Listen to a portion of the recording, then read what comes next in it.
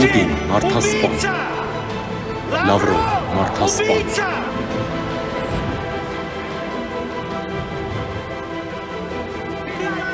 Ռուսաստան դավաճան,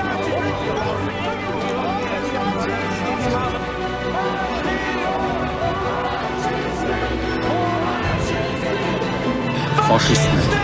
բազա հեռացիր, բազա տուն վերադարձիր, մարդասպաններ, հեռացեք դավաճաններ, վաշխառուներ, դուք խաղաղապաներ չեք, դուք վաճառականներ եք,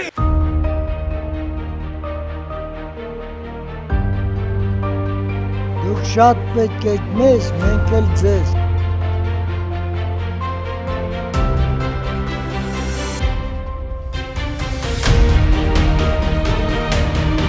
Ես հազորներ շատ են, Իհարկե։ ասի ազատից դայլ չես ցավը տանում արմանջան։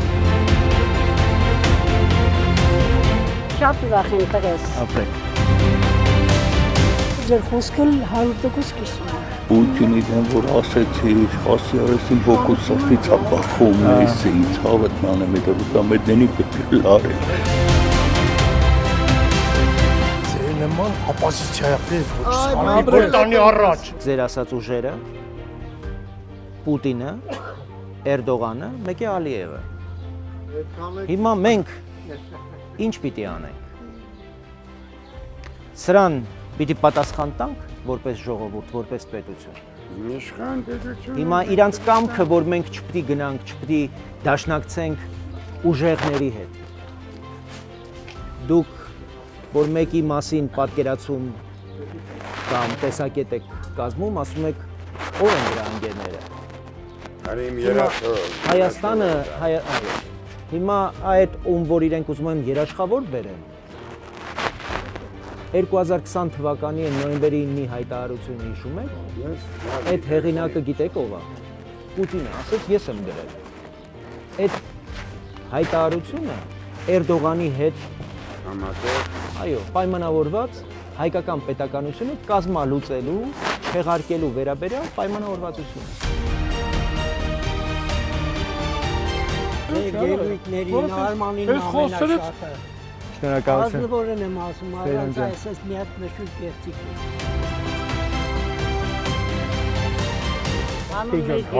Այո, հանուն հանրապետության։ Իրուր խետ, լավ եղեք։ Շատ եմ սիրում։ Գիտեք, ոնց է թվում է մարդիկ ավելի սթափ են դատում, որ ամեն մեկը պետք է անի ճիշտ ընտրություն։ Այդ շատ կարևոր է։ Ամենակարևորը անտարբերությունը կարողանանք հաղթահարել, հասնել նրան, որ մարդիկ իրենց այդ հիասթափությունը, իրենց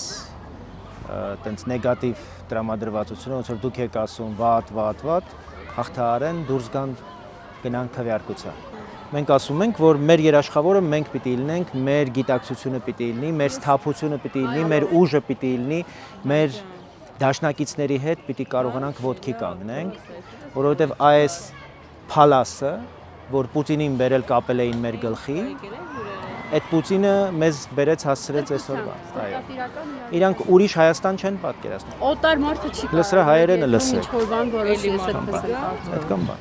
Այս մարդը սկի վարչապետի տեխնացու էլ չի, Հայաստանի քաղաքացի էլ չի։ Կիպրոսի ու Ռուսաստանի քաղաքացի է ու հանդես է գալիս որպես վարչապետի տեխնացու, որ իր քվեները տա մի ուրիշ փալասի, որ այս երկրին հոկտեմբեր 27 է բերել ու մարտի 1։ Քվեարկիր համար 18-ին։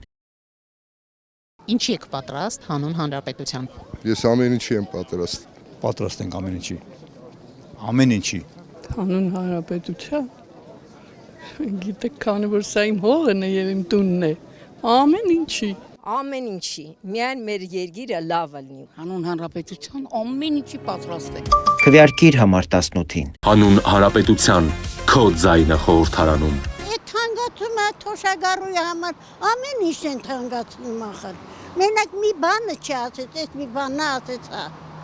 Ման անիկս ինչ ասեմ։ Թոշակը պետության վերաբերմունքն է իր քաղաքացուն, նրա արժանապատվությանը։ Թոշակը չի կարելի բարձրացնել աչքաչափով, այն պետք է ինդեքսավորվի բարձրանա գնաճին համապատասխան։ Այդպիսով պետությունը դառնում է կանխատեսելի, պատասխանատու